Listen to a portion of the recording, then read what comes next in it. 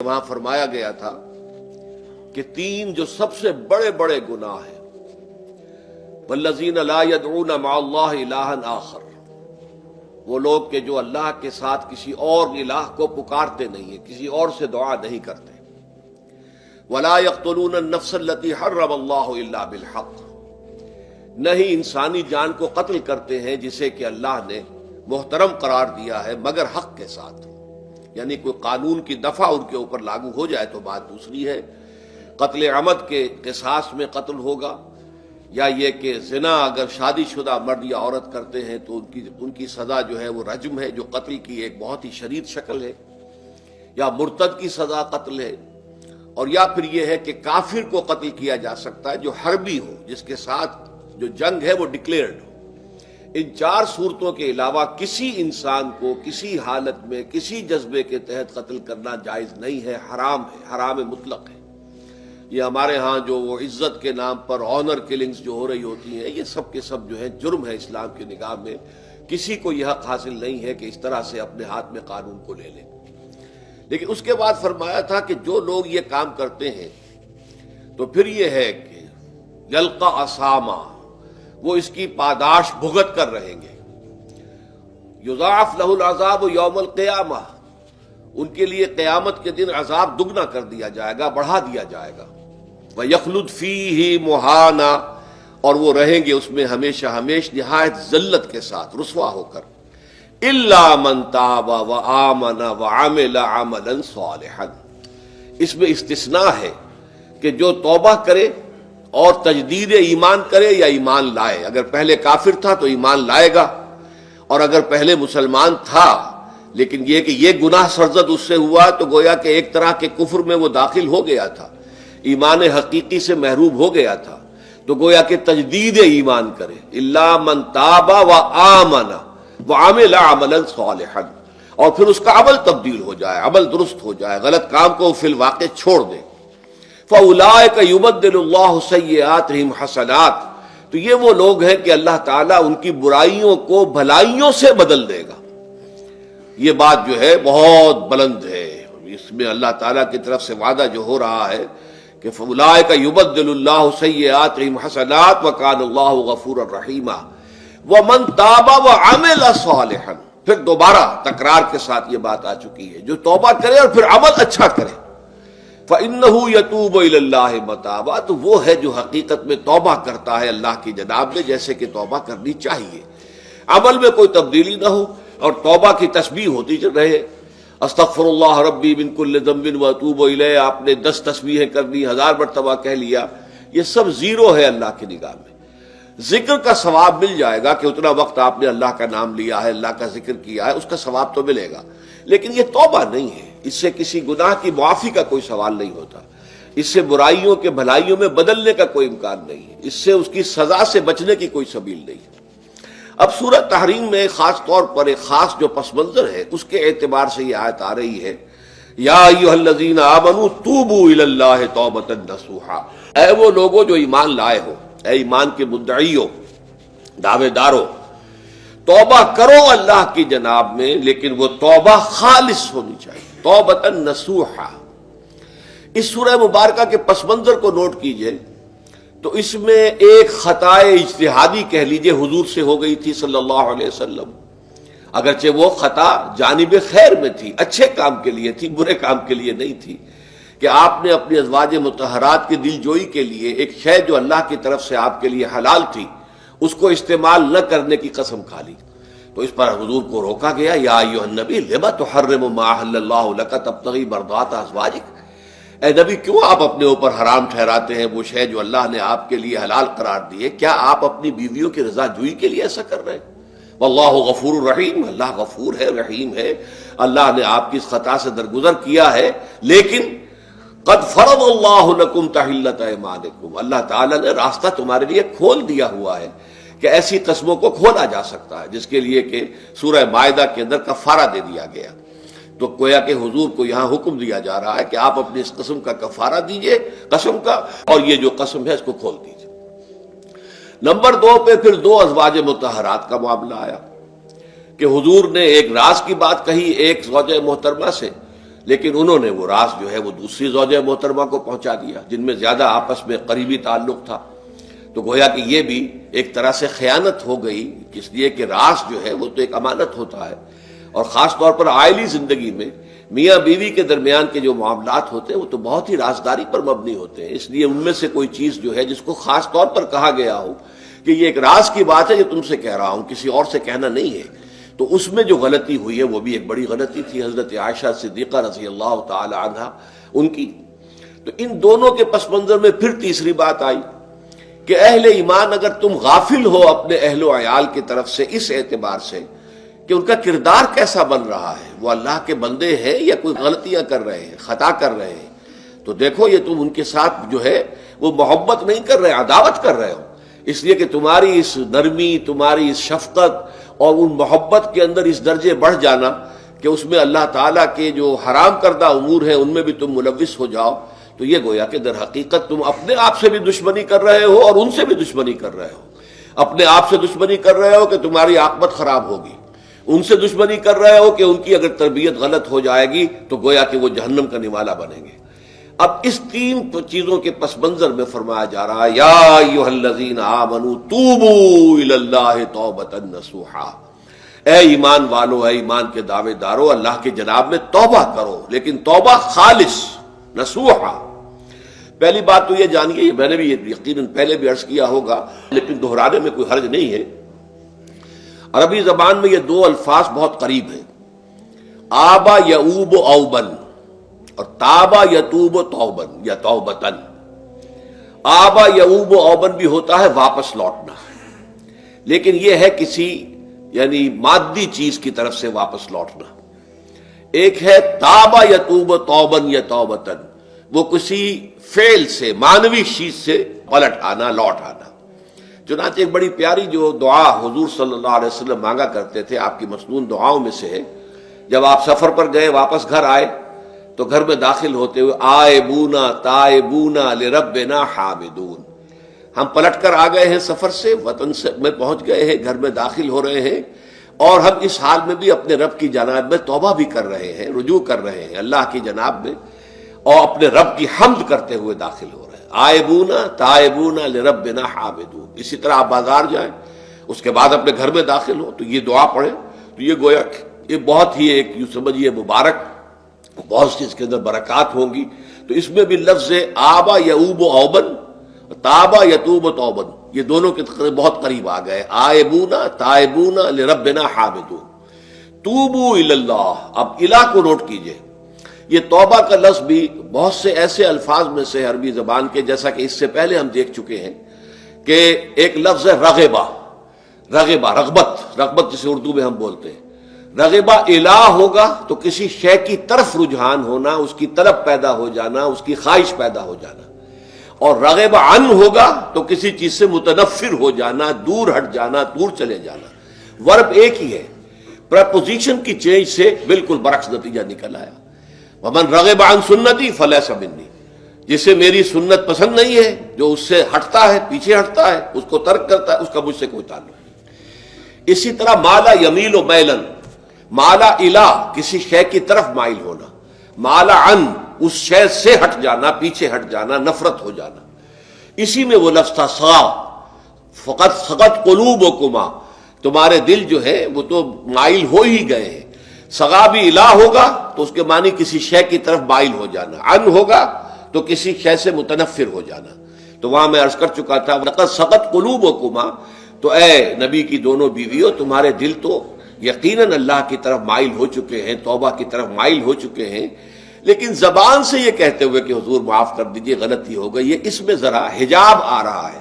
ظاہر بات ہے شوہر اور بیوی کے درمیان جس طرح کا تعلق ہوتا ہے تو اس میں یہ کہ بسا اوقات اپنی غلطی کو واضح الفاظ میں تسلیم کرنے میں کچھ ہچکچاہٹ سی ہوتی ہے. تو وہ ایک کیفیت تھی کہ تمہارا دل تو مائل ہو چکا ہے، لیکن یہ کہ تم ذرا زبان سے بھی کہو، اقرار کرو. اسی طریقے سے یہ لفظ توبہ ہے، توبہ الہ ہے، کسی کی جناب میں توبہ کرنا. جب اللہ تعالیٰ کی طرف توبہ کا لفظ آئے گا تو توبو الی اللہ توبۃ نصوحا، اللہ کی جناب میں توبہ کرو. اور جب اللہ تعالیٰ توبہ کرتا ہے، یہ لفظ جو ہے دو طرف استعمال ہوتا ہے، تواب بندہ بھی ہے، تواب اللہ بھی ہے. اللہ تواب ہے، بہت توبہ کا قبول کرنے والا، بندہ تواب ہے، بہت زیادہ توبہ کرنے والا۔ وہ حدیث میں آپ کو سنا چکا ہوں، کل بنی آدم خطاؤون وخیر الخطائین التوابون، تمام بنی آدم نہایت خطا کار ہیں، گناہ گار ہیں، غلطیاں ہوتی ہیں، خطائیں ہوتی ہیں، لیکن ان خطا کاروں میں بہتر لوگ وہ ہیں جو بہت توبہ کرنے والے، رجوع کرتے، پلٹتے ہیں، ان میں پشیمانی پیدا ہو جاتی ہے اور وہ اللہ تعالیٰ کی جناب میں رجوع کرتے ہیں، تو وہ تواب ہیں، بہت زیادہ توبہ کرنے والے۔ لیکن اللہ کی جناب میں توبہ جب بندہ کرتا ہے تو وہ الہ آئے گا، تابہ الہ، اس نے توبہ کی اللہ کی جناب میں۔ اللہ توبہ کرتا ہے یعنی اللہ تعالیٰ جو ہے اپنی نظر شفقت اور نظر رحمت جو پھیر دی تھی اس نے کہ ایک بندے نے گناہ کیا ہے، میرے حکم کی جو ہے خلاف ورزی کی ہے، معصیت کا ارتکاب کیا ہے، تو اللہ تعالیٰ اپنی رحمت اور شفقت کی نگاہ اس سے ہٹا لیتا ہے۔ لیکن جب بندہ توبہ کرتا ہے تو پھر اللہ تعالیٰ بھی رجوع فرماتا ہے اور اپنی شفقت اور رحمت اور مغفرت کے ساتھ بندے کی جانب متوجہ ہو جاتا ہے۔ لیکن وہاں تابہ اعلیٰ آئے گا، تم علینا اے پروردگار ہماری توبہ کو قبول فرما، وہ الہ کے ساتھ آئے گا۔ ہم جب توبہ کریں گے تو وہ الہ کے ساتھ آئے گا۔ تو یہاں فرمایا توبو الی اللہ، اللہ کی جناب میں توبہ کرو، پلٹو، رجوع کرو، اور توبۃ نصوحا، خالص توبہ۔ اس کی جو وضاحت تھوڑی سی میں ابھی کر چکا ہوں کہ خالص توبہ سے مراد کیا ہے۔ یہ نہیں کہ بس توبہ کی ورد ہو رہا ہے اور توبہ جو ہے وہ اس کے کلمات زبان سے ادا کیے جا رہے ہیں۔ بعض لوگ ہیں وہ جو آیت کریمہ ہے اس کا 1.25 لاکھ کا ہو رہا ہے، ورد ہو رہا ہے، کتنا ہو رہا ہے، اس کی تسبیح پڑھ رہے، اس سے کچھ نہیں ہوتا جب تک کہ دل کے اندر گناہ سے نفرت پیدا نہ ہو جائے، حقیقی پشیمانی نہ ہو کہ یہ مجھ سے بہت غلط حرکت سرزد ہوتی رہی ہے، پختہ ارادہ نہ ہو کہ آئندہ یہ کام نہیں کروں گا یا کروں گی، اور یہ کہ بالفعل بھی اس کام کو چھوڑ دے۔ یہ 3 شرطیں کم سے کم ہیں ان چیزوں میں کہ جو حقوق اللہ میں سے، اللہ تعالیٰ کے حقوق، ان میں کوتاہی ہوئی ہے، ان میں غلطی ہوئی ہے، اس میں انسان نے کسی معصیت کا ارتکاب کیا ہے، تو 3 شرطیں۔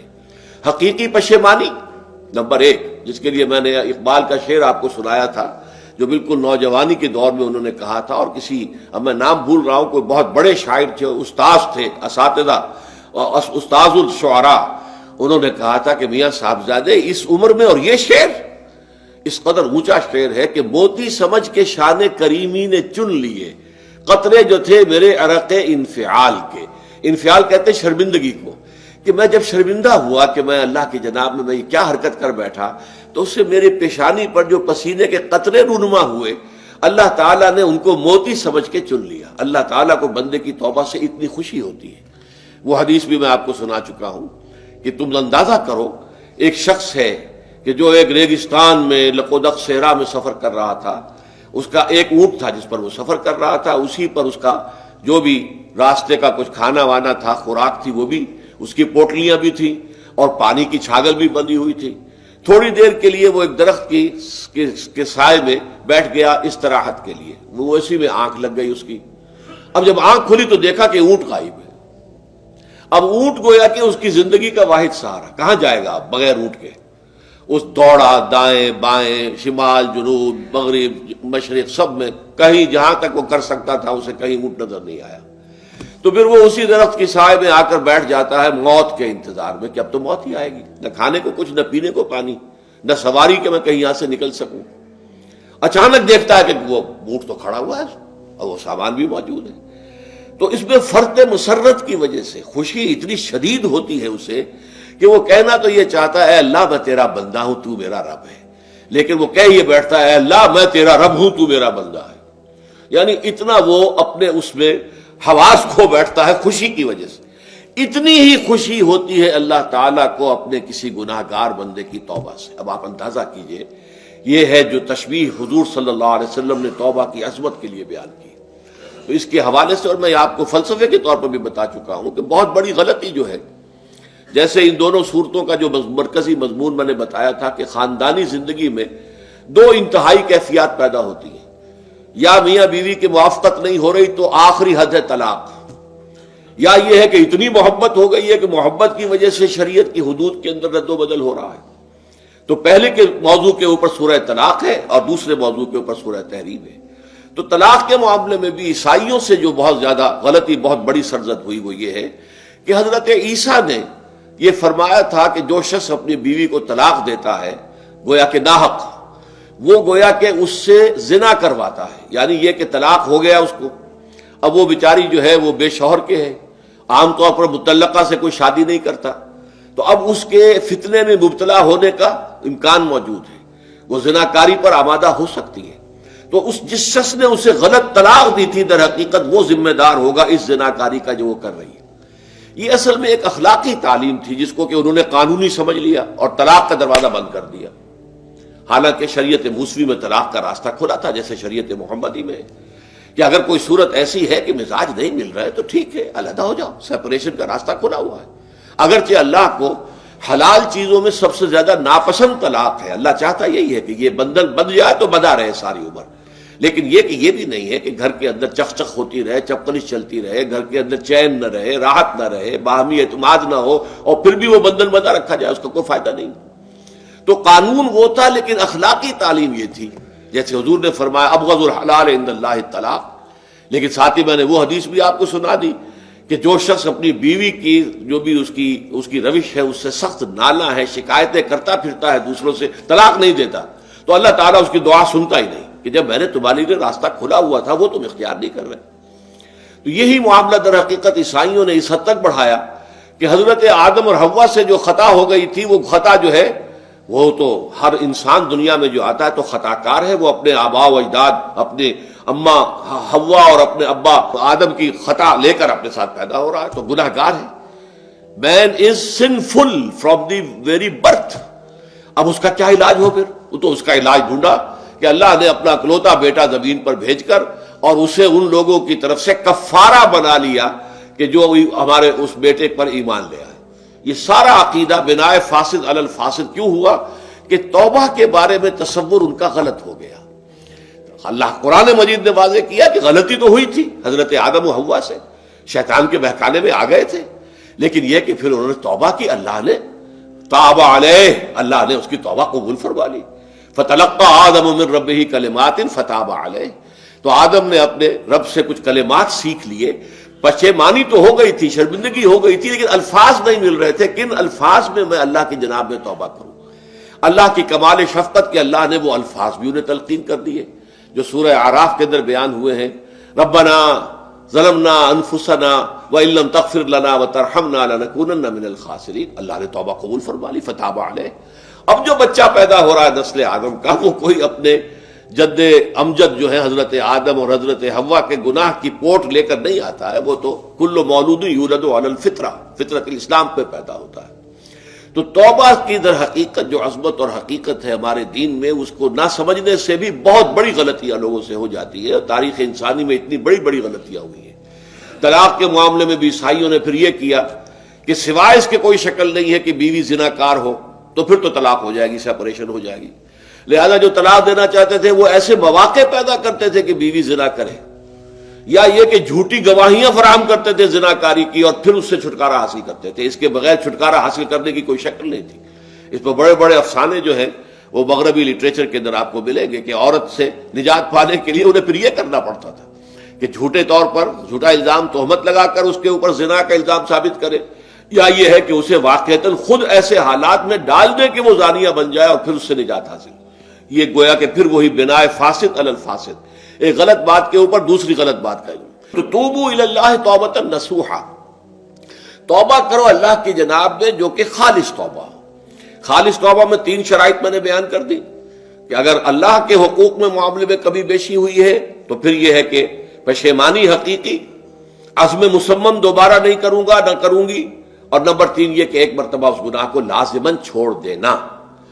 اس کے بعد جو ہے اگر یہ حقوق العباد میں سے ہے تو ایک چوتھی اضافی شرط ہے، یا تو اس کی تلافی کرو، اس کا پیسہ مارا تھا تو پیسہ دو، بہن کا حق جو ہے وراثت میں کھایا تھا تو اس کو ادا کرو، یا اس سے معافی حاصل کرو، یا پھر ایک شکل ہو سکتی ہے کہ اگر وہ فوت بھی ہو گیا ہے، اب کوئی شکل نہیں ہے، اس کی طرف سے صدقہ و خیرات کرتے رہو، اللہ یہ میں کر رہا ہوں اس کے حساب میں اس کو جمع کر دے، اور میری جو کوتاہی تھی اس کو معاف فرما دے، اس کو جو ہے وہ ڈیبٹ کریڈٹ ہو جائے گا، ورنہ پھر آخرت میں یہ ہوگا کہ آپ کی نیکیاں اس کے حوالے کی جائیں گی۔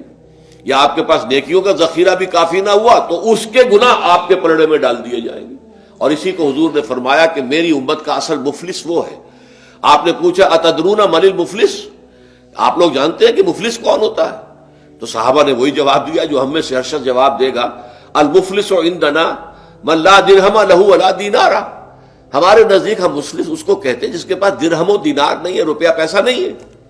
حضور نے فرمایا نہیں، میری امت کا مفلس وہ ہوگا جو قیامت کے دن حاضر ہوگا، بہت سی نمازوں کی وہ پنڈ لے کر آئے گا، وہ گٹھڑی لے کر آئے گا، گٹھڑا لے کر آئے گا، اور روزوں کا اور اس کا اور حجوں کا اور عمروں کا، لیکن وقد شتم ھذا واکل مال ھذا، اس نے مال کھایا تھا فلاں کا حرام طریقے سے، فلاں کو گالی دیتی تھی، فلاں پر تہمت لگائی تھی، حقوق العباد کے اندر جو ہے اس کی عزت پر حملہ کیا تھا. وہ سارے مدعی جمع ہو جائیں گے. اللہ تعالیٰ کسی سے کہے گا بھائی تم اس کی نمازیں لے جاؤ، کسی سے کہے گا اس کے روزے لے جاؤ، اچھا تم لو حج لے جاؤ، اس کے عمرے لے جاؤ، اور اس کے بعد بھی مدعی باقی ہوں گے. تو اب مدعیوں کے گناہ اس کے پلڑے میں ڈالے جائیں گے، اور پھر وہ دوسروں کے گناہوں کے بوجھ تلے دب کر جہنم میں جھونک دیا جائے گا. تو یہ حقوق العباد کے اندر معاملہ اس سے بھی کہیں زیادہ سخت ہے کہ جو حقوق اللہ کا ہے. اللہ تو بڑا غفور ہے، رحیم ہے، اس کے اندر وہ رعایت بھی کرے گا، لیکن حقوق العباد کا معاملہ اللہ کہہ دے گا یہ میرا معاملہ ہے ہی نہیں، یہ تمہارا آپس کا معاملہ ہے، تمہیں اس میں تو جو بھی ہے لین دین کر کے ہی معاملہ چکانا ہوگا، دے دے کر معاملہ ہوگا، اس کے بغیر نہیں. تو توبوا الی اللہ توبۃ نصوحا عسى ربکم ان یکفر عنکم سیئاتکم. عین ممکن ہے، عسا اصل میں امید دلانے کے لیے ہوتا ہے، شاید کہ ایسا ہو جائے. لیکن جب اللہ کی طرف سے یہ لفظ آتا ہے تو یہ یقینی معنی، یقینی وعدے، اللہ کا وعدہ ہے. اگر تم یہ توبہ نصوح کرو گے تو اللہ کا وعدہ ہے تم سے کہ وہ تم سے تمہاری برائیوں کو دور کر دے گا. یہ تکفیر کے لفظ کو بھی سمجھ لیجئے. کفر کا اصل معنی ہے چھپا دینا، دبا دینا. اسی لیے گناہ کا کفارہ ہوتا ہے. آپ سے گناہ ہو گیا، آپ نے کفارہ دے دیا تو گناہ چھپ گیا، دب گیا، اس کے اثرات زائل ہو گئے، وہ آپ کے نامہ اعمال سے اس کو ختم کر دیا جائے گا. یہ ہے کفارہ، کفارہ.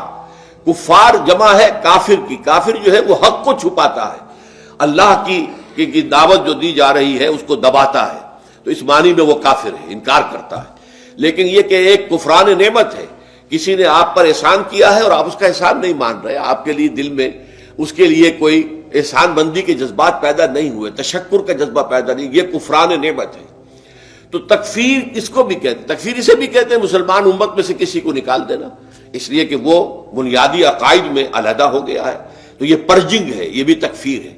تو تکفیر اعمال کیا ہے کہ برے اعمال کو دھو دے گا تمہارے نامہ اعمال سے، اور نمبر 2 تمہارے دامن کردار سے بھی دھو دے گا.